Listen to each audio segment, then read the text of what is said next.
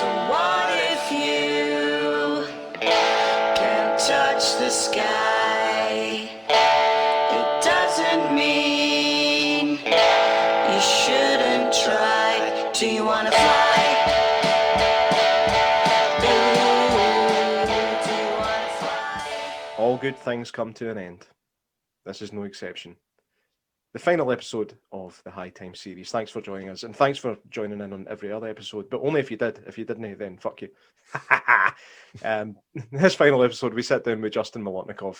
He directed a few episodes of Hight Times, as well as a lot of other stuff you might be familiar with, all the way from Taggart to Poldark to My Parents Are Aliens, which is one of our co-hosts' favourites, isn't it?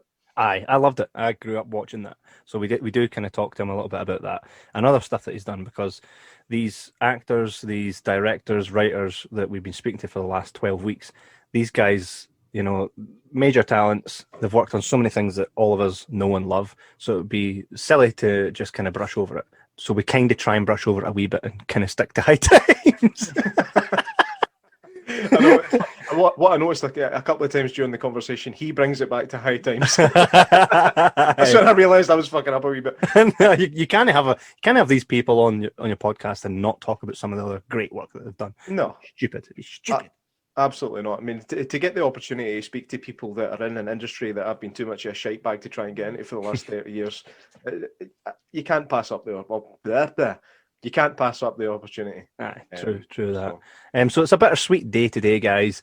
You are tuning in for the final episode of the Hight Times miniseries, but just remember, we have plans in the future after lockdown to reunite all these guys that you've been listening to on the show. Come and see them in person when we get that ball moving. We're going to create such a fan experience for everybody that loved that show to come along, and you guys can speak to them, buy merchandise, and we can all just love Hight Times, and who knows where it'll go from there. So, you know, there's many positives to be taken away from what we've done over the last 12 weeks. It's been an absolute pleasure to speak to all of them, and for them to even given us the time of day. We can't thank Stephen McCall enough for kind of putting this together for us. It's something that I will always hold as a highlight of my podcasting career, however short it may have been so far, 2 years in. But this for us is probably one of the greatest things we've ever done, and it's just been an absolute joy. What about yourself, J-Mac? Just that sentiment again. Stephen was nice enough to kind of put his time into making sure that everybody else was okay with it and giving us phone numbers and stuff to actually get in contact with him. So, a massive thanks to him, and massive prop cheese to that boy. And to everybody else, every other guest that's come on. You know, just everybody got so much love for Hight Times, and we've got so much love for them, and they're just lovely bloody people. Go back and check out every single episode of the Hight Times series, because it's been a hell of a ride, and it's been great to hear the different sides of stories. It's been great to hear stories behind the scenes, and just how some of these relationships have blossomed into, you know, like strong friendships over the last 15 years. If you haven't watched Hight Times, the fuck you doing, mate? Get back and fucking watch it, mate. Go back and watch it. You can find it on STV Player. I don't even know where that's from, but go back and watch it on the STV Player. You can find it there, or you can go and check it out on YouTube. Just remember, I don't think either of them get paid, regardless where you watch it. So just watch it, appreciate it, and come to us and tell us what you thought about it, and then help us crowdfund bringing it back in the future. All right? Yeah, because we're going to do that. I mean, we're just going to get the money and give it to them and let them do it as they please to make the show. Like that's the goal. That's the plan. I can see it happening. Maybe not in the near future, but it's going to fucking happen. Oh, it'll happen. If it doesn't happen, then fucking prop cheese to that. Prop cheese off. Exactly. So we're joined today by Justin. So let's time to kick back, relax, and listen to Justin Molotnikov. Justin Molotnikov, how you doing? I'm very good, thanks. Delighted to be on this podcast with you guys. So am I. No, it's great to have you on. Thanks for giving us some of your time. I know you're a busy man. Mm-hmm. Do that. Just moving on. So the main reason you're here is because basically you directed a few episodes of Hight Times. This is the finale, by the way. You're in the last episode of the series. We saved the best for last. Wink, wink. And yeah. The last one the private detective could find. I've been lying low for a long time since I've done this show. We'll talk about that. So obviously, the Hight Times isn't your only thing. Obviously, you've got a lot behind you. We've been kind of looking into your work history, and it's for want of a better expression, it's fucking impressive. My parents Thank you say very it was much. my favourite as a kid. Loved it. Was it really? Hi, man. It's amazing how many people bring that one up. Oh, I mean, it was a so joy to good. work on, but it was one of my first gigs in TV, and it's where actually I met Davy Mackay, That's the other right. director. Well, one of the other directors, but no, that was a lot of fun to work on, and in a way, I actually knocked that job back initially because I was a filmmaker, and I was trying to sort of make short films, not realizing that this was a really well sort of put together show. It misfired a wee bit to start with, but Davey and I just sort of ran with that. With old style producer Bernard Kuchevsky. I think he worked at STV or SMG for a while as well. But that was a lot of fun to work on, and it really sort of helped me think about comedy as a form. I hadn't really, I'd sort of tried to write bits of humour into my short film scripts, but that was very technical. That was a staple point in my after school schedule. Yeah, but I wouldn't. Should we just talk about that? We'll do the next series, right? No, because I've not seen it. I missed the boat on that one. I was a wee bit. I'm a bit older than Kevin, so it wasn't part of my daily viewing. I just want to point out that I was actually Santa Claus in the Christmas episode That's of right, Davies. I never got paid for it. I just did it because Davey was my mate, and I just put the funds into the rap party. Afterwards, little did I know that I was going to be on every fucking Christmas for the next 15 years with no repeat fees. This industry. I mean, Taggart. I mean, I've seen you've done episode of Taggart. You've done. I mean, moving past that, you Poldark very recently. Yeah. Quite recently. That show obviously went down like an absolute storm. It did. It was a massive show to do in some respects, and it was a crazy show to do. I was on that for nearly a year actually. Just partly the way they shoot it. You could be quite unusual in a way, but you could be directing in the morning and then stood down while the other director does some scenes in the afternoon. So it's very mixed up as a production. But by the time I'd come on series 5, I think it was, it's a well-oiled machine, and it's very production led by that point. They know what they're doing, or they should. Spend some time in Cornwall and work with Ross Poldark and the team. Wow. Aye, it's again, unfortunately, I haven't seen it yet. So I'm not going to post. I know. Have you watched Hight Times, Jordan? I'm just gone. Right, I'll see you later. What I did see was crying with laughter, but we'll talk about that later on. That's something else. That one. I mean, I should say Taggart was a great break for me, and as well, in as much as it's difficult. Getting going in this industry, everyone wants people who are experienced, and if you haven't got the experience, you don't get the gig. So you're sort of waiting for that opportunity where maybe they're looking for slightly cheaper directors, or there's a gap come up, and you're kicking about at the right time. But I think one of the key reasons I got Taggart was because at Hight Times, I am trying to talk about Hight Times in a way, and that's Eric Coulter. I think with Hight Times, from the top to the bottom, there was a lot of talent on that show, even though it was a minuscule budget. And Eric Coulter, much more an old school producer in a way, which very director led, and Taggart was like that. I worked with him for the first time on Hight Times, and I remember him rolling about the edit suite laughing and stuff like that. And you could really see that he was enjoying what we were doing. I think that was probably a door into Taggart. I'm not sure I would have got it otherwise, Yeah, I mean, another legendary show in itself. You know what I mean? You've seen that, right? I've actually seen a lot of that, so I'm quite proud of myself at this point. He's seen the advert for it. He saw the trailer. He just watches trailers. Oh no, I know the theme tune, man. That's it. Go then, sing it. That's it. That's all you're getting. I'm too talented for that nonsense. High Times. How did you first get involved with it anyway? Yeah, I mean, to give it a context, I suppose. I mean, I'd worked with Davey Mackay on My Parents Are Aliens. Then I went and developed a show for BBC called Shoebox Zoo, sort of children's fantasy. It was one of the early sort of CGI live action fantasy shows. And I went into the BBC partly because My Parents Are Aliens. They were looking for some sort of higher end drama to come out of children's. And I mean, I wasn't that experienced, you know, but at the same time, you know, I was just done a huge show that was doing incredibly well, you know.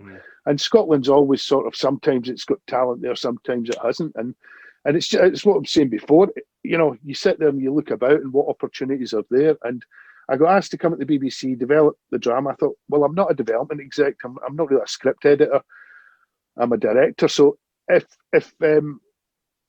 I do get something commissioned, I want to direct it, you know, or have the choice of directing it, just put me back on that track. And I did that. That was like a 3.5-year gig, developing it and then shooting it. And I cast Davy Mackay in it as McTaggart. So he was in all 26 episodes. So we weren't expecting what we got. I mean, it was a multi-million-pound show, co-production shot in Scotland and Canada. So I just finished shooting the Canadian part of it. James Henry, the other director, worked on the first series of it, actually. We brought him in as one of the directors for half the eps. And so I met James there. I was obviously working with Davey.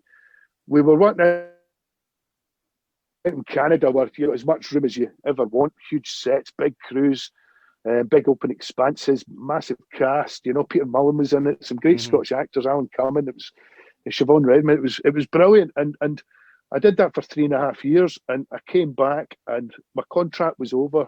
And I didn't have a job, and I was getting booted out the BBC because I was never going to be a staffer. It's not what I was looking for anyway.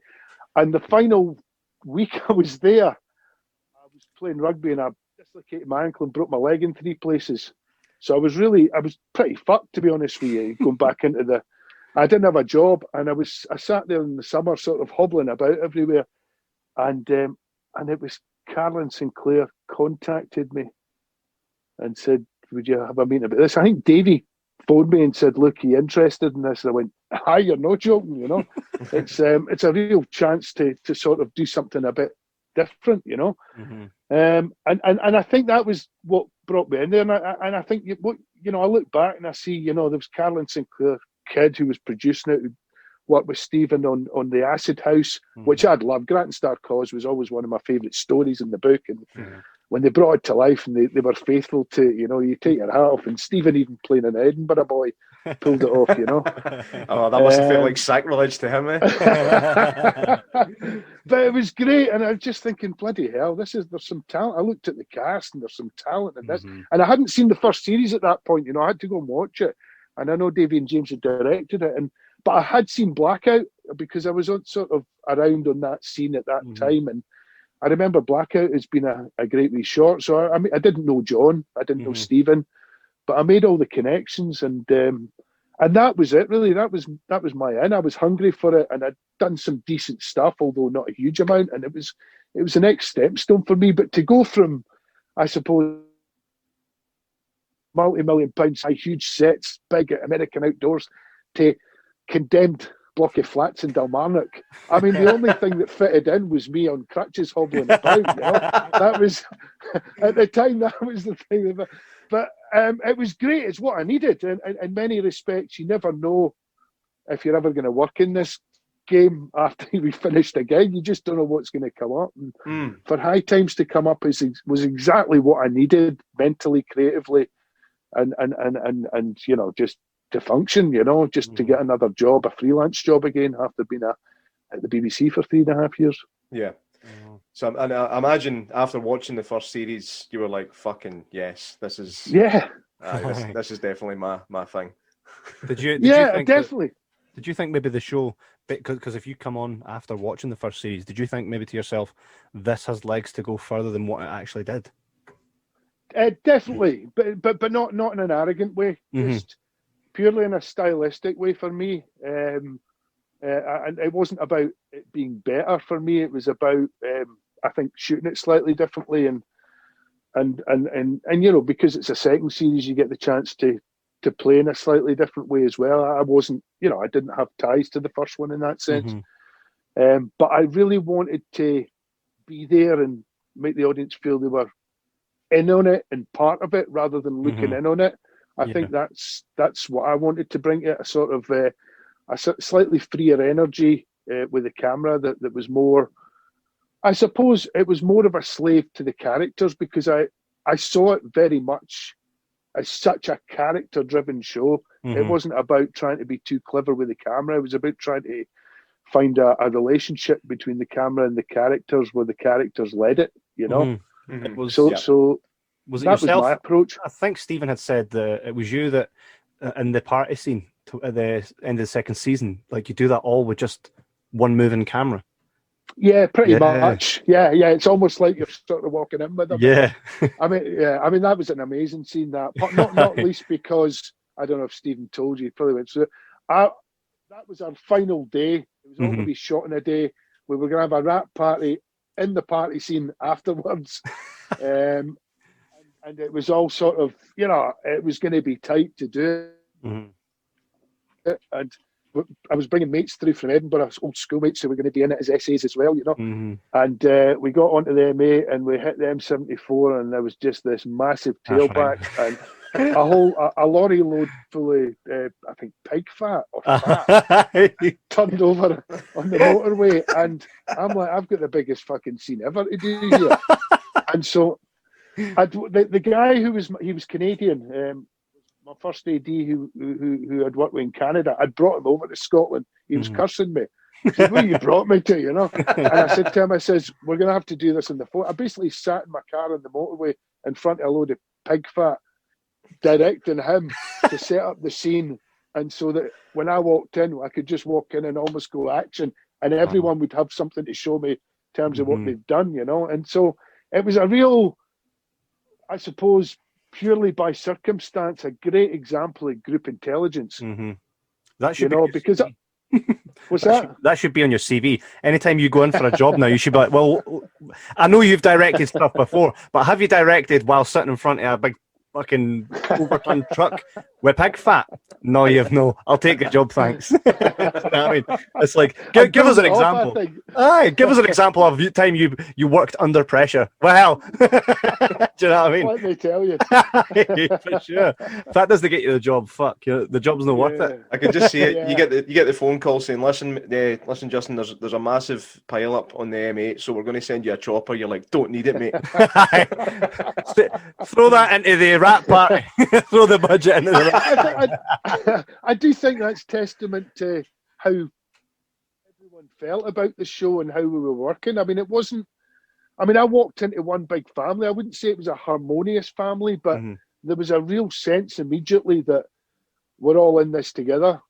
We're having fun, and people are responding to it. And how do we keep that going? I mean, I was very lucky coming in at the time I did, in a sense. As a director, it's quite hard to fit in sometimes, and I've felt like an outsider through a whole shoot sometimes, when you're fitting in. But I never done that. It was a real connection I had with a lot of the characters in there, and I think partly my where I was at as a director at the time, I was starting to get really interested in body language, and this was perfect for it because I wanted to be character led, so I could start thinking about. I could almost improvise in the moment with them myself. I was and we had that sort of almost guerrilla style ability to move about quickly because of the resources we never had, in a sense, So it made it really interesting to shoot. It made it a real sort of a show that was really driven by the energy of the moment rather than being too pre-planned. That's something I was going to mention, actually. One thing we spoke to David Mackay about last week. That was an absolute laugh, by the way. He was some boy. I've not seen him for a while, but no, he's cracking. You should listen to that episode, man. It was good fun. But he was talking. It's my about turn to say I haven't listened to the episode. So he mentioned that there was a few kind of situations where he added wee bits in that weren't in the script, and there was a wee bit of kind of friction between him and John Rooney for a while. Was that something that you ever did or felt the need to do, or did you just kind of do what was on the page with your own kind of style? No, I did it as I needed to. I mean, I try to be, I write as well myself. I appreciate where John's coming from. I mean, John's a wonderful writer. I always, and this is the battle that you sort of have, I suppose, in the system, is for me, a script is a leaping off point, a starting point in many respects, not just for me, but for the actors as well. And again, it's, it wasn't their first scene, it was their last scene. I was doing the last 3 episodes, and I wasn't as experienced as Davey in, say, the improvised form at that time. I've done a lot since, but I could see what Davey was doing a bit, and you're always keen to try things out yourself. There was a lot for me to learn, and once I started seeing how strong the actors were in their characters, it wasn't a question of what John had put down at times was crap. It never was crap in a way, but it could always be looked at and made to be better in a way. And again, the talent. You had Mike Ellen script edit, and Mike Ellen, talented guy as well. I mean, you had all these people very early on in their careers who had it was a show by instinct in many respects. But let's not forget the scripts were written up front, and very unusually, in the industry. And John wasn't hugely experienced at the time. They were there when you were sitting down to prep. A lot of the time you don't get that. So there was a great foundation there already, and I always felt, the moment I walked in, I felt, it felt like it knew what it was doing, even though there was things to find in it. So I maybe didn't leap as far as Davey did at that time, but I definitely played with it a bit. And certainly with Stephen, I mean, how can you not? Yeah. You got a guy who was just flying with that character. And you directed that scene with him and Chloe, right? I think it was episode 5. This was in the second series. It was last episode in this. Last episode, the him and the baby. Yeah, the baby. Sorry, yes. That see there, like that kind of set the tone for what could have came after. Like, you know what I mean? I thought, God, even, and we've kind of, with John and many of the actors over the last couple the past how many episodes, we've kind of spoke about what Hight Times would be today if it was to return. And I think that there's the key point there. Would be Rab Campbell and his daughter Chloe. Which, by the way, the daughter Chloe, Robin Ashcroft, actually contacted us. I asked Stephen this very question, and he's like, "I didn't keep tabs on the baby." But she's actually a really, really incredibly talented singer and musician. Is she really? Yes, oh, that's fantastic. Does she unbelievable. Still snore? Ask Stephen that one. She's snored. I know. I mean, that was an incredible, and it, I saw the depth. Not just Stephen. I mean, I think the cast were on it throughout that whole show. But that was a great example of John's writing as well. I mean, he for me, I realised, and it was why it was so special was it was an anti-soap. I don't call it a sitcom because it very much used melodramatic tropes of soaps, almost like the Coen brothers do. I mean, would give you something totally unexpected, sometimes incredibly blackly comedic, but always real, always true to the characters. I never felt it was it was trying to be clever with its tropes. It was always trying to be truthful to the characters it was portraying. But it would still do that in an unexpected way, in a really satisfying way, And that was one of those scenes. I mean, that scene was incredible. To actually even weave what I think what a lot of people don't appreciate with a scene like that, the party scene, was you supposedly have all this disparate group of people that are connected, a bit like fungus under the ground, and these are little fruits in the flats. But John had to weave, all through that second series, the motivation for all these people to end up at this party. It wasn't just you believed that they were all there for a reason. That just didn't happen in a couple of lines just before the party, and then to throw them all in the mix. And then to then have a party after it was just what a fucking day, you know. God. So I mean, I suppose I'm assuming it's not that common to film the final scene on the final day of a shoot, or is it more common than I would think? It's often talked about. It's often, a producer would be daft not to try and make that happen. It's a great way to go out, but it's not an easy thing to do. I mean, there's so many variables that dictate a schedule. I think that one, I don't know how they managed to do it. I suppose it was just such a tight thing that, people weren't getting paid a fortune. So, quite often it's because, well, if we have that actor for another week, they're going to cost us another 30 grand. That was half the Hight Times episode budget, So it was, I think it was maybe easier to do because of that in a way. But yeah, no, I wouldn't say it's normal. I really wouldn't. Quite unusual actually. Hight Times has always kind of, for us now, it kind of feels like, when there's a band that had a couple great songs back in the day, and then everybody starts to then listen to that music, but then wants there to be more, and everybody's still, kicking about. It's there to be used. There, I just think now would be a great time, especially now in 2020, to have something like Hight Times. Scottish TV needs it. We don't have anything like Lemmy Show anymore. That's not a thing. Neither Burniston. I think to have something like Hight Times would be unbelievable. I think the biggest thing for us is trying to create awareness that this show exists and that people need to go and check it out, because when we watched it, obviously we're 15 years after. We're seeing it 15 years later, and to us, the only thing that kind of felt outdated was, to quote Jordan, the mobile phones and Paul McCall's haircut. Well, Paul McCall still looks like he's 15, 20 years now. I'm joking, Paul. Speaking to Paul, Paul's looking really dapper these days. When he first came on the you want to speak to Paul? Stephen. No, he first came on the show and he had a big beard and all that, right? And then I was speaking to him later, and I was doing a Zoom call with him, and he was all shaven and stuff. I was like, fucking hell. Do you know what I mean? Must be a part. Do you know how offended I was when I said that about his hair? Fucking hell. Oh, I didn't take that well. He's like, I fucking love that hair. Shut it. I remember, I think it was the second week I was filming with him. He'd come in and he'd got into some sort of fracas while he was out and about, and he had a cut to his face. And I had to, every scene, I mean, these are the things, the pressures you're given. You can sort of see it in some shows, we try to hide it, but all the time I'd try and find another reason why he was only showing this side of his face. So,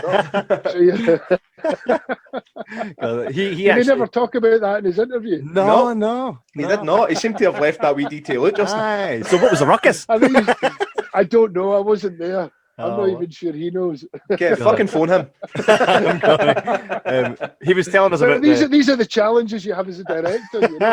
God. Like, for fuck's sake, right? Well, I can't bring you back next week. We're gonna have to shoot, God, and I take it you guys had an on-hand stylist there with John Comerford.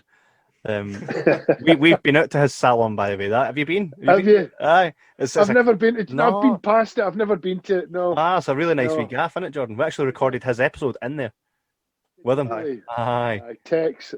Big Tex. What a character! What was it? Brilliant. Did you direct a lot of Tex? I mean, I sort of came in and rounded up everyone's storyline, and Tex was very much in it. He was in the scene where he was sort of Cora was living with him. Cora's character was living with him, and he was going out with the woman who worked at the council who could get him a flat, and he was playing the ladies in his usual sort of blind spotted way, But and the syphilis storyline where she told him he had syphilis. And John was great. I can't remember if he did his own hair. He certainly didn't do my hair. And normally when I do a gig, I get somebody to cut my hair, but he didn't touch it. God. I think with his character, there was still, again, and I said this as well, there's very few characters in Hight Times that you couldn't spin off to have their own wee show and go on another journey. Do you know what I mean? I think That's right. Tex was that. Rab and Jake, you could have had that. Yeah.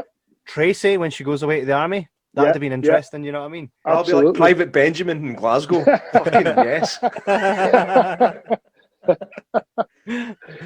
Wee Stephanie, she was great. I don't remember having a bad time there. I really don't. I don't just say that, just to be nice. It really was. I mean, it was a hard job, but as I say, I really the level of knowledge everyone had in their characters was just a joy to watch. Yeah. Everyone needs a bit of shaping somewhere on set, no matter how, because people need perspective. But that's all they sort of needed, So it really did allow me to just relax and enjoy it and find my own groove in it, Would you say that was a credit to John Rooney's writing? Because when, I don't know if you've read the script Stoners, the Amsterdam script. No, I was aware it was out there. No, I haven't. We read that, right? John sent that to us. Steven's told me about it, actually. Aye. And you know what's the best thing about that is the way that John writes it, even the characters that we hadn't, because obviously it's set between the two series, right? The characters that were in it that we'd never seen on screen, you get it. Even we just get it. We get it. He tells a story in such a way that you can't get the character. Do you know what I mean? Yeah. And I think that's when we kind of saw that. But it was great for us reading that because we knew most of the characters. It was Rab and Jake. So we knew those characters and how you can hear them when you're reading it off the page. And for you need to read that, mate. Even now, unbelievable. I was pissing myself reading it. Just to give you a bit of perspective, there's a there's a Dutch porn baron in it, and his name's Yap Zai. Yap Zai. Oh dear. You read it and you can't even believe it. You're like, fucking hell, John. But that's it. And to answer your question, I mean, it was in the writing. There's no doubt about it. There's a tipping point with writing. You've got to have your plot. You've got to have your characters. You've got to put them in the environment. But he was so driven by, again, character detail first, and bury the rest of it into that. And I think that's a really, very great way of writing, because it really allows the audience to just lose themselves in or be taken in by the reality of the characters, the depth of them. Again, I think that's what the Coen brothers do really well, because they're very heightened and they look in at a world a bit more than John does. You feel more in there with John, but even though it's so heightened, what they do a lot of the time, you're going with so much of the character detail that it's fine. The balance is right, and that's what he got perfectly, I think. Aye. I mean, I think one of the things that's quite apparent when you're watching it is how well the dialogue flows and how natural it feels. Like when you watch a lot of soaps and stuff like that, it's all just forced line after line to move the story forward. Whereas the conversations that happen between characters and that, you can. I've had the same conversations, like especially conversations between Frank and Janet. I've had the same conversations with my missus to the point where I've lost 2 stone. Fucking dancer. It was Frank. Frank made me lose 2 stone. And you rub cream into your genitals. And you didn't ken she wanted one. Dairy cream, aye. Actually, that was the first conversation. It's funny. Jordan actually does a decent wee impression of Frank. I'm going to ask you. I'm not doing it again. Come on, do it. I'm not a performing monkey. Come on, that's not Frank. That's not Frank. Come on. I know that's not Frank's Frank. for Edinburgh. I know. Right, let's think. I didn't ken you wanted one.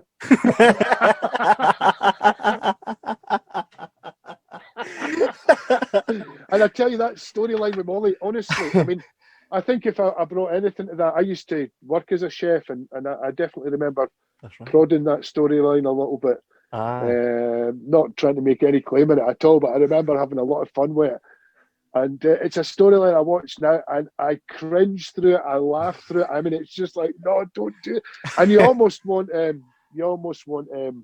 Cora to walk right in on Frank at that point and see him sort of with the food. But we resisted that, partly because you can't see into the flat from the door. It would have felt too contrived to, walk all the way around. God. But great. Tony was great in it. They all were.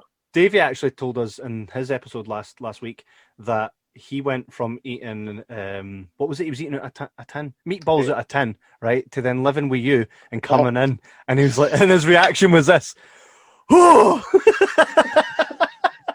He was like, he used to be a chef, and here's me eating my meatballs at a tin, and he's like, don't worry, I've made you some. Best years of his life. I always used to make a little bit more. And then he brought his dog down. He was expecting me to feed his dog as well. You know? Oh, you left that bit out. See, people are very selective with details, I'm finding. I think we need to do this whole fucking series again. Here's another 12 weeks. 3 months in a house with Davy Mackay in Leeds. It was a lot of fun. And his dog. And his dog. Was that code word? No. No. Oh, Jesus. No code. He actually told us of the time where Martin Scorsese actually offered him a job on Gangs in New York, and you guys tried to help him get off where That's right. but it just couldn't be. Yeah. And what would you have done in that scenario if Scorsese offered you a job on that movie? I mean, would you just jacked? Well, I would say, are you fucking daft? I'm not an actor. But, you know, Davey was both at the time. Aye. I don't know. I mean, that's the thing about this game. I mean, you never know what's round the corner. You know, you take something. Whenever you make a choice to take something, you close the door on other things. Yeah. And, you know, it's just unfortunate for Davey on that. At the same time, you know, my parents are aliens. You know, it was great for directing work, you know. But Davey's an actor first, I think, always has been in a sense. So that was a sore one. I mean, I felt for him in that, you know. But Stephen told us something similar. Remember when he was, I think he was up for a role in Atlantis, that you were directing, and it ended up it kind of went on and on. He didn't know if he was going to get it. Then he was having to go do a play that he'd already done a round of, and he had to phone you and ask you, am I getting this or no? And you were like, I don't think so. I know. He's like, fucking really take me out then. Aye. I know. No, it's difficult. I mean, it's Steve's great to work with on many levels. And one of the things we kind of quite get our head around, right, is the kind of actor that Stephen is, right? How it's not the case where you're seeing him and everything. Do you know what I mean? Like you do with David Tennant and that. Stephen's just as good as anything, right? Yet for some reason, like is that a political thing within the industry? Is it how is it that someone as talented as Stephen, and this isn't just to highlight him, but he is a different breed. You'll probably agree with that yourself. The kind of actor that he is. Yeah. I think he's. I'm not gonna. Compliment him too much. No, he is. He's incredibly talented, and it's a bit about luck. It's a bit about timing. It's a bit about who you know. It's there's so many variables now out there dictating how things fall that it's not about thing. You know, you could argue that he's just not necessarily an establishment person, but you know, what does that mean? I don't know. It's dumbfounded me at times. I think he's one of the top talents in Scotland as an actor, and I'll continue to do stuff with him if I can, you know. And I thought after Crime and Laughter, certainly the performance, and in Hight Times, but the performance he gives as a lead is incredibly powerful, and he was picked out for that with Crime and Laughter, but it just sometimes doesn't open the doors you think it will. You know, he'll continue to do. Yeah. You know, his time may come. You know, it's going to open up again. Who knows if you hang about long, it will open again at some point. You know. Well, look at Bryan Cranston. I always reference him. I read. That's not to say he's down and out. No, of course not. Absolutely not. It's quite frustrating to people in roles. Yeah, I agree. That Stephen could do better. Do you know what I mean?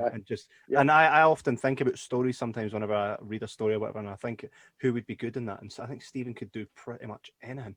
Do you know what I mean? Yeah, very versatile. I seen him in Save Me, and we talked about it briefly on the podcast, very fucking briefly. he's like, because I mentioned it, and he's like, "Me, I never fucking told anybody I was in that."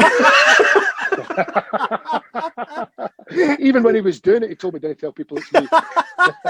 Telling it's me.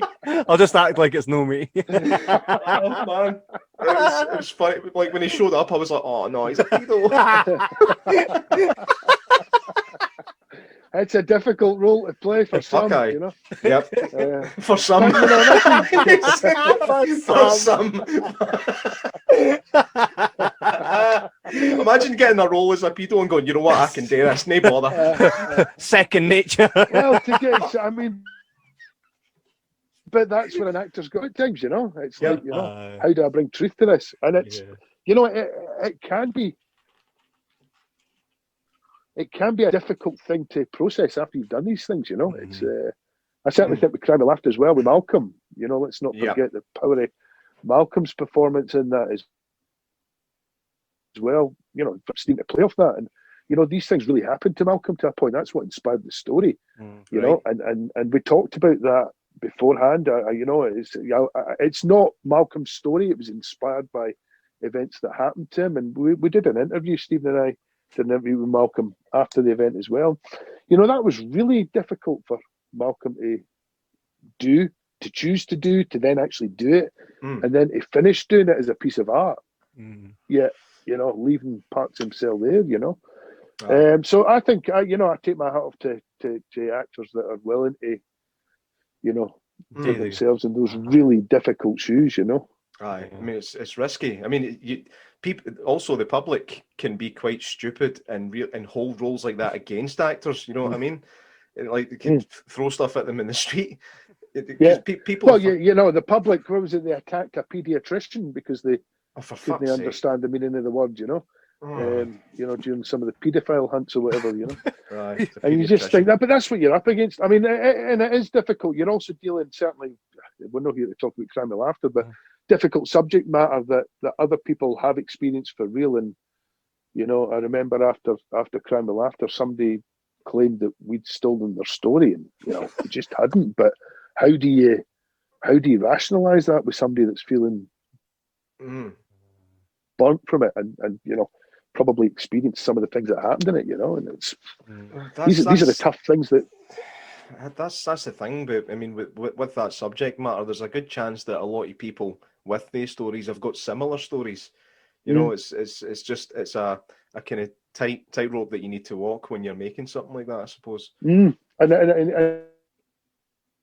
if you're not as plugged in as the people that have experienced it, it's an eye opener. You know, I mean, it was a really refreshing thing for me. You know, Stephen and I did a lot of touring with Crime and Laughter after film festivals and that. The amount of people that were just really straight and open with me about things they'd experienced, and they thought the film was really positive, etc. You know, but there's also people that really didn't like what I did at all. You know, and you know, actors have to deal with that as well, as you say. You know, the people start to sort of blur the lines between fiction and reality, which you know, if I'm honest, is what I was doing as a writer director in that film as well, you know. I suppose it's a good thing when you actually blur the lines, because that's what you want, really, isn't it? It's something real. Yeah. If you're playing a bad guy, you want somebody to come up to you in the street and be like, "How could you kill him?" It's like, that was my job. Do you know what I mean? Exactly. Yeah. It just means people are invested, and when people are invested in something, do you know what I mean? I mean, Crime with Laughter. I'd actually. I'd ordered that. I got it off Amazon years and years ago now. I think it was after I'd first seen The Wee Man. Good on you. And I bought it. It took about 2 weeks to come. I think it was a seller through Amazon sort of thing. It wasn't the one that they had on tap. Yeah. So it took a while to come, and I watched it, and I mean, it's really funny at bits as well. It's really a really dark sense of humour in it, which like Stephen plays that really well. Been playing the stand-up comedian. Fuck, I mean, nerve-wracking can't be the word, I'd imagine, to do something like that, because he did it basically, just went up and did it. He went out and put himself out in the circuit to bring authenticity to that part, because I think quite often films with stand-up comedians, if they don't stand up to the truth in a sense, you know, and he was meant to be a decent stand-up, you know.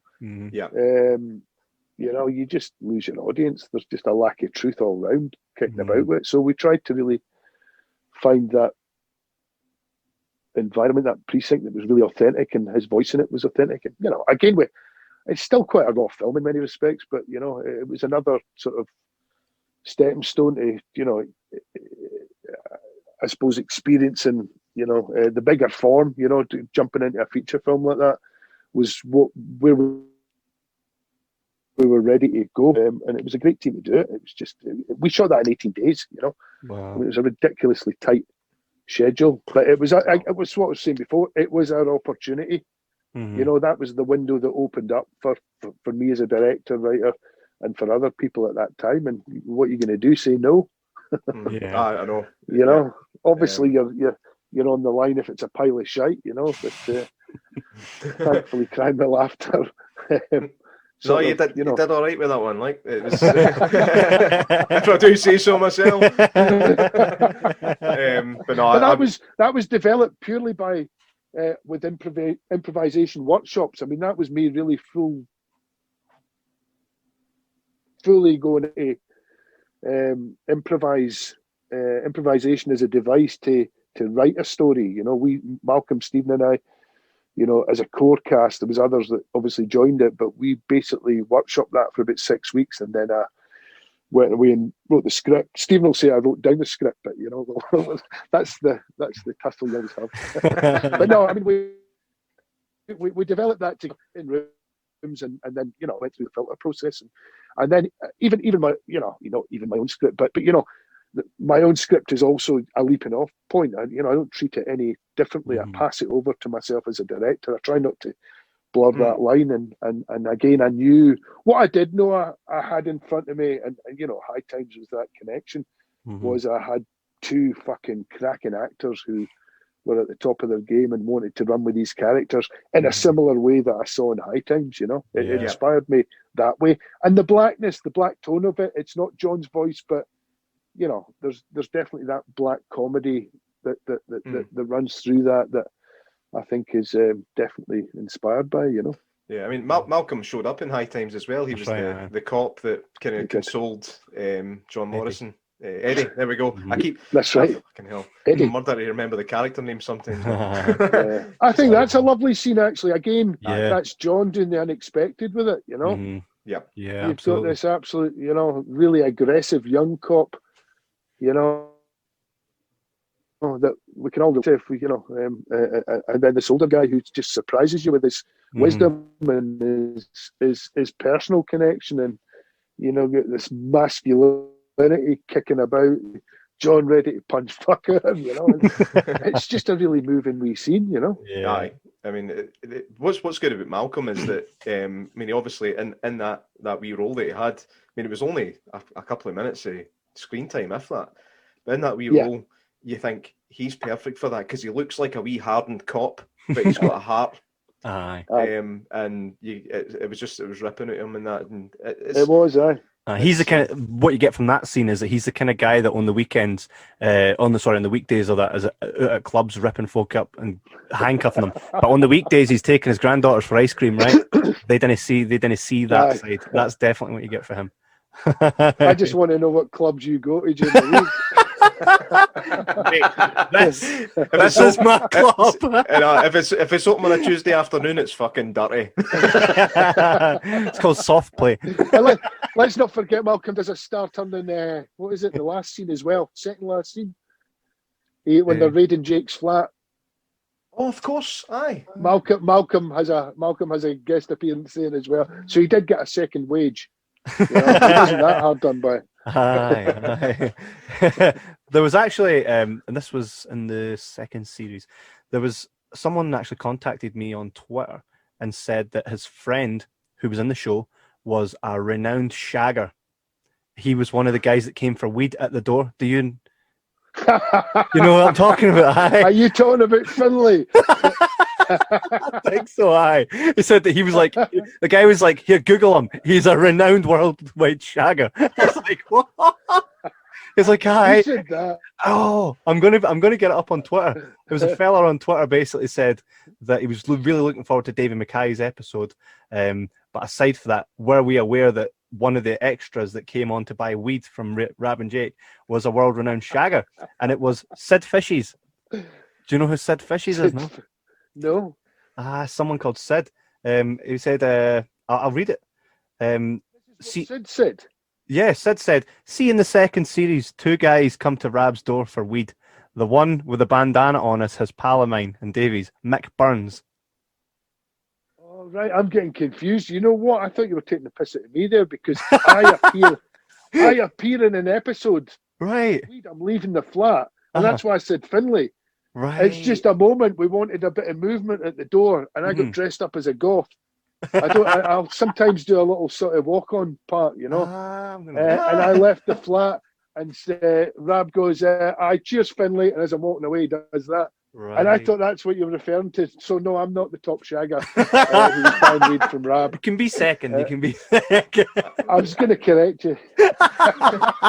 But no, that's what I thought. I thought that's what you were referring to, and somebody was taking the piss. Well, I'm glad we got that one out there as well. Then. Yeah, I've no idea who the fuck you're on about. You know what?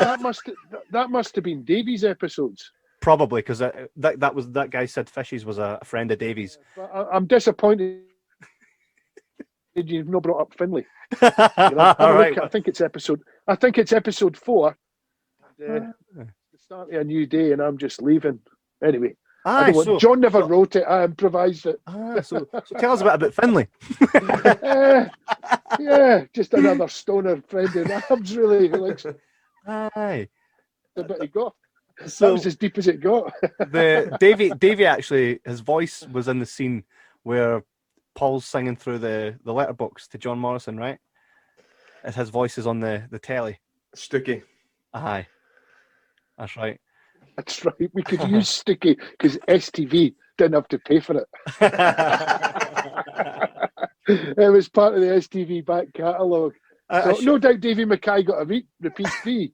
Nice. I found it really funny because I specifically remember, right, that scene and watching it because we've watched the full series like continuously, like so I could pretty much name everything that happens in it, right? And I do remember when it got to that point, I was like, "The fuck is he watching, man?" I just remember going, "What the fuck is that?" Yeah, that was your choice when we were in the edit. No, it wasn't in the edit. We couldn't afford green screen. We basically needed pre-cleared footage for any TV stuff. So if you look at it, it's all old STV stuff. Aye. You know, certainly when or it's made up. You know, what about the part? It's the one thing. It's the one thing I felt like, that disappointed me a little bit was, I mean, the original music that we had in it isn't. I mean, the theme tune's the same, but they obviously changed all the music in it for streaming because they didn't have the clay for it. So it's pretty shit music in a lot of it. Certainly from what I saw, they've certainly changed David all said the same thing at the time. Yeah, which does play with the rhythm that you've created in the editing stuff to a certain extent, but maybe I'm just see it more than others, you know. I mean, you kept Paul McCall's music in it, so that's a point of Paul's cheap. Paul's cheap. I'm sure they did give him like a Zippo lighter and a chippy for his troubles. Like. A haircut voucher. No, that was the Comerford special. It was not sweet. I think he did say in his episode that they bought him a guitar because he basically said after the first series he was skint, so he had to sell his guitar, right? And then when they brought him back, they were like, right, we're going to get you to do your music again. And he's like, I've not got a guitar, so they're like, right, so if we buy you this guitar, Ikeys. Fucking ridiculous, isn't it? It was a very low budget show. Aye. I mean, see, it's a low budget show, and they're saying that the budget's like, what was it, 50 grand an episode, maybe 60. Yeah. Like to us guys that earn not a lot of money a year, doing jobs that we fucking love in inverted commas, that sounds like a lot of money. But well, yeah, but obviously it's not. That was a job we love for not a lot of money. I mean, that 50 grand when you've got 20 actors and you got location. I mean, it's just nothing. I mean, it really is for drama. It's as low as you can probably go for half an hour. I mean, it's I was getting more for a 10-minute short film. I was getting double that doing a tartan short. you know, a few years before that. You know, I mean, it's nothing, and that's what I mean. We had to be incredibly fleet of foot and creative in the moment to pull it off in that sense, you know, and just shoot it really efficiently. What kind of challenges did you find with it, just because of the micro budget? Well, you know, you can't afford. I think one of the biggest challenges about budget, in a way, it was the environment. I mean, you really are. There's no sets there. It's a condemned block of flats with a few people living in it, and if you're shooting in a room, where does everyone go? You know what I mean? It's like, well, we're in a flat, you know. Everyone's crammed about us. I mean, it's really quite a claustrophobic place to work in. You've got lights going down, just heats up really quickly, you know. You don't have money to buy you any luxuries, I suppose, is what I'm saying there, you know. We really were sort of just moving from flat to flat, trying to get it as efficiently as possible. I'm not sure how much help money would have had in a way. It might have given you more time to shoot it, and maybe some toys to play about with, where you could put rigs outside the windows and stuff, you know, but it might have spoiled the energy of it. I mean, the low budget was part of the energy of it, I think, you know, and partly why it feels still very connected to Blackout, the original short that inspired it. But then again, there was a series recently set in a block in London, wasn't there? And that was much more glossy, and Hight Times just wouldn't have worked glossy. No. You know? It feels a bit punk, doesn't it? It is, absolutely. If you were to bring Hight Times back, do you think you would approach it that very same way today? I don't think I could, because I'm not Justin of 20 years ago. I just couldn't, you know. Would you make a conscious attempt at it, do you think, just to kind of keep that? I think I would hopefully do it better, you know. But who knows? I mean, it's, you know, the convenience you get, I suppose. It's not that you don't use instinct anymore, but you know, it's not as prevalent a lot of the time, because experience sort of kicks in. So I don't know. I mean, I don't know what to do with it. I mean, it's how is John writing another show? Is John writing another series? No, I mean, we spoke to John, and he said to us that, you know, if the stars aligned, he says he's always felt that he had more Hight Times on him. He still feels he's got more Hight Times on him. The only issue, of course, massively. Yeah, he had a bit of a sour taste in his mouth after the way it was treated and how the way he was treated, kind of thing. But he says, you know, absolutely. He says, today, if there was a budget, right, and if everything was in place, and the ability to make it happen would happen, he 100% would do it. And he thinks that he knows how all the characters would go. And he said the thing as well about John is he's one of those guys that, like he said, he can sit at a computer and just write all day. You know, someone like me, if I was a writer, I can't stay in the same place for too long. And just, there's, like I say, I use the word different. He's a different breed, and I think that's why his writing is so unique, because he's just that kind of unique writer. And I think to have that today, I think that'd be amazing. I think that's what's missing, and to have it after 2020, you know what I mean? Yes, I think that would be phenomenal. So, you know, he is an out-and-out writer. And it's a shame that we've not seen more of his work throughout the last 10, 15 years. Do you know what I mean? It's a disservice to, like, that's what you're saying about what you were saying about Stephen before, though, and why you don't see, you know, briefing, you know, and absolutely the same with John.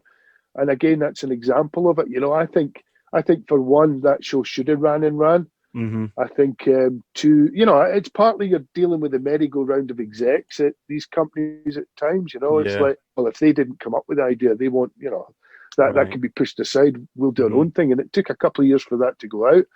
I also think, you know, BBC Scotland, you know, that it's not incumbent upon them to sort of take a show, but they should have snapped that up. That was, you know, we've got River City, but you had a show there that was absolutely, you know, running beautifully. You know, I know it's an anti-soap, so it maybe didn't fit what they were trying to do, but you think, why didn't the BBC harness that talent at least, you know? But then again, John did get some really cool commissions with some big companies. Again, it just didn't quite happen at that time for him, and it's who knows why. It's certainly not lack of talent. No, for sure. He is an out and out writer and a brilliant one at that, and I'll forever be thankful of having worked on that show. Well, the amazing thing is, like, and I've said this to everybody that we spoke to, it's 2020 and we live in a world now where you don't necessarily need the big companies to commission stuff. Like, there's a thing called Just Giving, there's Patreon, there's ways that if an audience is already there and wants to see more of it, then it can be crowdfunded. Do you know what I mean? We put the right people in the right place, crowdfund it, and who's to say that it doesn't, that I think that the starting point to kind of revive High Times would be to get the original series on a streaming network, something like Netflix or Amazon Prime, something like that. Dealing with IP. You're dealing with IP there and commercial companies that are just really reluctant to, and if they don't need to. I think also the other thing that I think is very difficult for Joe Public to comprehend is you're absolutely right. You can put in the crowdfunding, but producers are there for a reason. Yeah. You need somebody. I mean, it's a Charlene. I don't know if you spoke to Carolyn, but it's maybe she would do it, But you really need somebody that's willing to go out on a limb to start with, to wrangle all that, and it's a lot of work and energy, and then to then fulfill that promise that you've made to all these people, and that it's people go insane in this game for very good reason, and a producer is a hidden person with a lot of strings behind the scenes, and John is a fantastic writer, but he's not a producer. So to say to John, crowdfund it, go and do it. I mean, it's like, where do you start? If you haven't got that skill set. Maybe he has got that skill set. Maybe that's what he's secretly doing that you're not telling me. But no. I mean, we did speak to Carolyn. We spoke to everybody, and everybody so far has said, if it was a possibility, they'd jump at it. Carolyn as well. She actually gave us a few contacts in regards to speaking to people and TV and all that about how to kind of go about it. We have a lot of energy as two budding podcasters that try to dip our teeth, try to kind of move our way through. Are you filmmakers as well? Well, we don't. We're not filmmakers in a sense that we've made any films, but we that's the end of the fucking sentence, isn't it? But we are in the middle of writing stuff.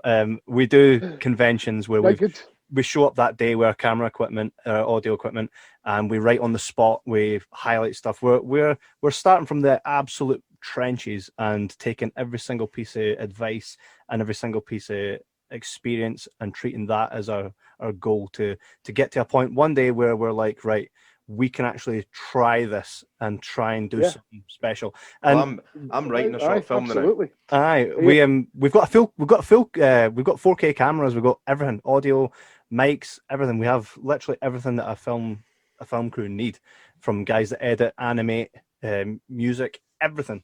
It's just a case of putting it to something now, and that's kind of I think that is it. You can do it now. I mean, you've always been able to do it to a certain extent. Certainly since, it's why I first started getting into the proliferation of video equipment in the late 80s, early 90s. I just started hiring VHS video camera and did stop frame animation of joints rolling themselves and stuff, And it was that's your sort of early films that you hope nobody ever sees, But everyone leads to the next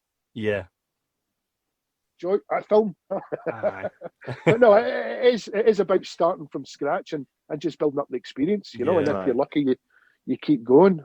But I've seen many a talented person disappear in this game because, as I say, it's not just down to the talent. There's so many other factors. I mean, this situation, variables at play. Situation now with COVID is a nightmare for everybody as well. I mean,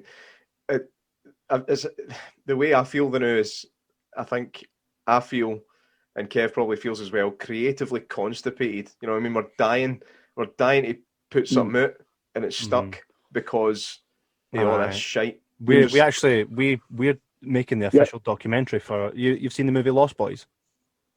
Right, so the song from that, Cry Little Sister, is written by a guy called G. Tom Mack. He's wrote songs for Kiss. Wow.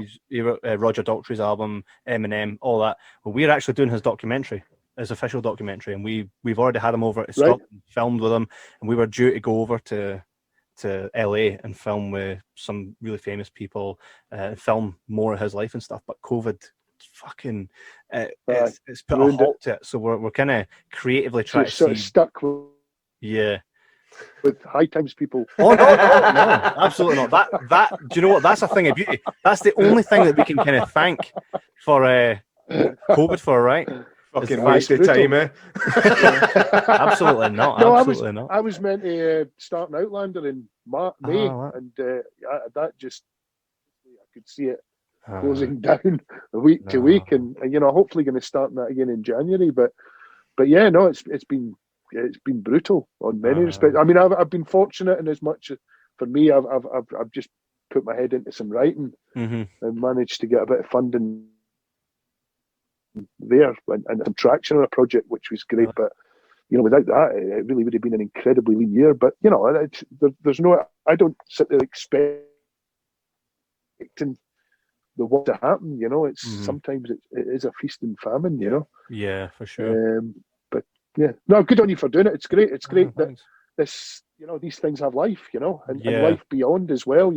As I say, my parents are aliens. It was last week somebody came up to me and says, I just wanted to say that was an amazing show. Thank you very much. And I'm like, fuck's sake. It was. It was good to always come home and have that to look forward to. It felt really like a family. You felt Josh and Mel, man, she was such a she was always grumpy. Very cleverly. Yeah, she was very cleverly written. And I realise now, writers on it, one of the writers from Davy and my year was Jess Armstrong, who writes the Brian Cox Succession. Right. That's his show. So, he's went on and done. Andy Watts, the creator of it, I don't know what happened to Andy. He probably was just made an absolute fortune out of being the creator of 10 series of it, It was sold around the world 100 million times. Wow. But Jess Armstrong was, I knew, I think that was his first TV gig, actually, that? Yeah, wow. Just goes to show, which is quite amazing. Yeah. I wonder if he done podcasting first. Yeah, I wonder. Hey, we all got to start somewhere. Exactly. I'm a chef, as I say, For sure. Well, it's all right, because when we make the money from the G. Tom Mac documentary, we're just going to pilot into a new series of Hight Times. We'll just pass it to you and go, right, go do your thing. Step away and watch it. You can use all our equipment and everything. We'll just kind of cut, as long as we get to show up and kind of watch it going on, eh? I said that. I mean, I can sort of run with Finlay as a character then. We're bringing it, man. Storylines. Finlay the Mad Shagger. Or not, as the case may be. Aye. He's a phony. A phony Shagger. He's an impotent goth. Oh man, that'd be class. That'd be bloody brilliant. It's something it's a program that's going to stick with us for a long time. And like I said, everybody we've spoken to that's been involved basically said the same thing. It was a great part of their journey as well. And obviously we need to say thanks to you for your input as well. Absolutely. And it's not at all. Thanks really, for asking me. Really want to see more of it. So keep it in mind. Don't forget anything. I won't. All right, thanks. I will hopefully meet up with you sometime for real. Hey, absolutely. We'll get a beer on the go and kind of chat about the we'll shoot prospects. Absolutely. For sure. Good. It's been an absolute pleasure, Justin. Thanks for giving us your time. I think we've taken more of your time than what we were meant to. But, you can edit it down. Where can I listen to them? Actually, I don't even. Genuinely, I've not heard any of these. You can find it Spotify, Apple, iTunes, YouTube. Send me a link. Of course, we'll send you all the links. Send me a link, will you? You can. It's from everybody. Everybody from A to B, right to yourself being the final one. A lot of them have all got really good and funny stories. Yourself's mentioned in it. Like, we already knew everybody before we got to speak to them because of all the stories we'd heard, so we formed these opinions, So one thing, it's a lasting legacy. It's a great testament to and just a shame that it ended when it did. That's what happens. You never know what's around the corner, eh? You never know what's around the corner. All right, guys. Thank you. Thanks again, Justin. Cheers. Thank you. Cheers. That's it, guys. That's it. The Hight Times series has come to an end. as always, everybody from the Hight Times has always given us a lot to laugh about, nothing to cry about. In fact, the fact that it's no longer a thing makes you want to cry. But that's why we've got to help change that in the future. That's it, man. That's it. This was something we looked forward to, poured our heart and soul into, and it's over. How do you feel, Jordan? We need to find something else. We need to try and top it. Even if we can't top it, we need to try and get close. Right, my parents are aliens. We'll get. We'll just get everybody for that.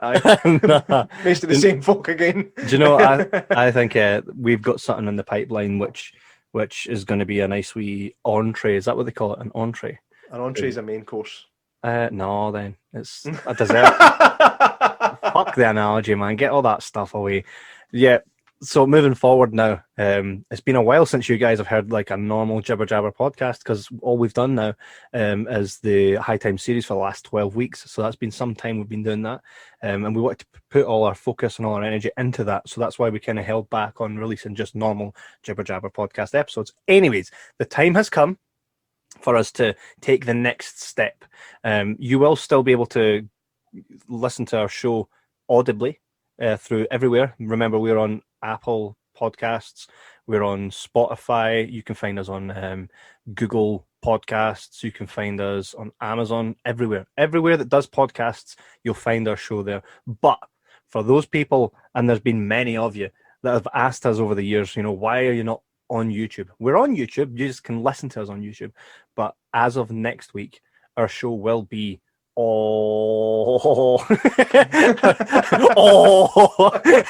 will be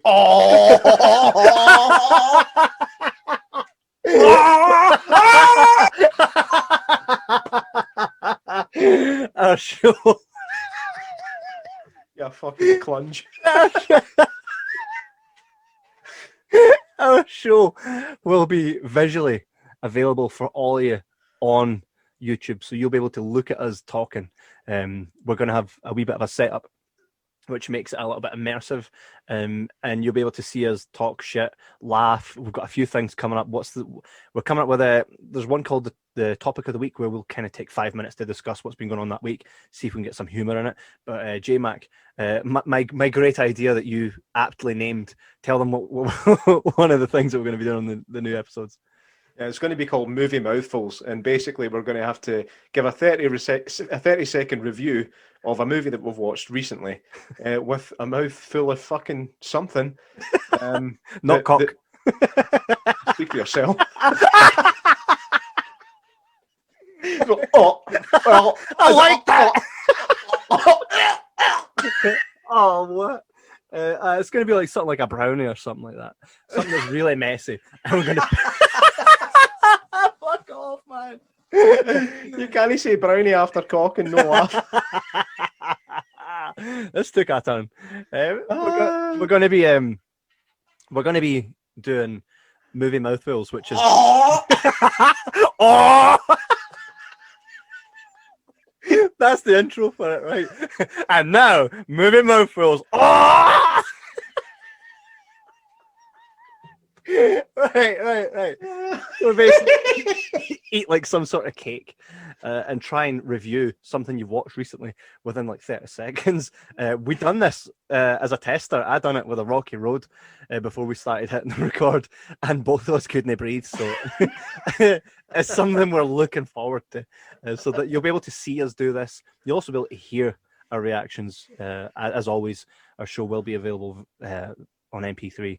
Like it always is, but you can take the extra step and come and subscribe to our YouTube for when this first episode goes out.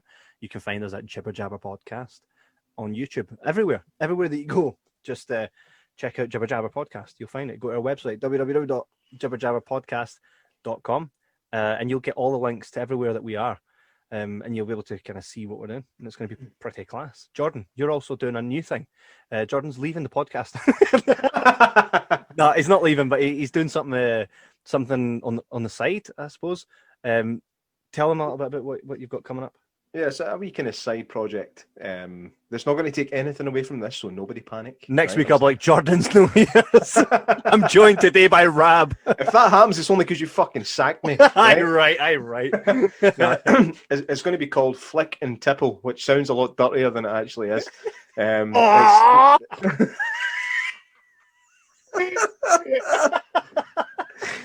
Okay. Flick and Tipple. So basically, it's myself and a good friend of mine are going to be sitting down. What's his name? His name is David. Oh, no, you need David Mack. Big D Mac. D Mac. D Cup. D Mac and D Cup. Oh, nice. Up until recently, I had a D Cup.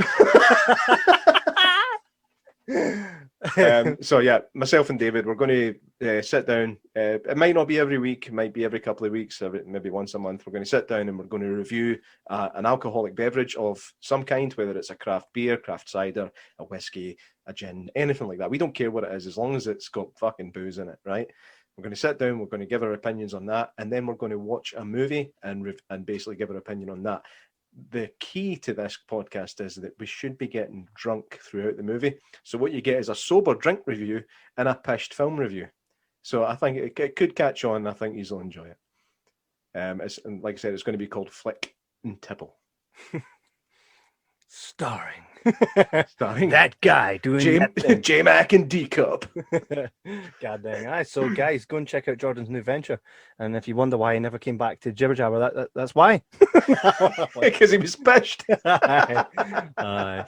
So we've got a lot of cool stuff on the horizon. We've got our fingers in many pies, no double entendres there. So just keep an eye on what we're up to. Check us out on Facebook, Twitter, MySpace. MySpace again. Do you know what's funny? It's not like we've even been around that long to have ever had a MySpace. Yeah, every time MySpace. MySpace. In fact, while we're at it, fucking check us out on Bebo and Friends Reunited. Aye, batter into all that. We're everywhere, man. We're everywhere. Just check us out. If you can give us a review. Also available on MSN Messenger. ASL. ASL. Fuck, man. I'll see you on Teen Chat. But if you guys... I'm still in that.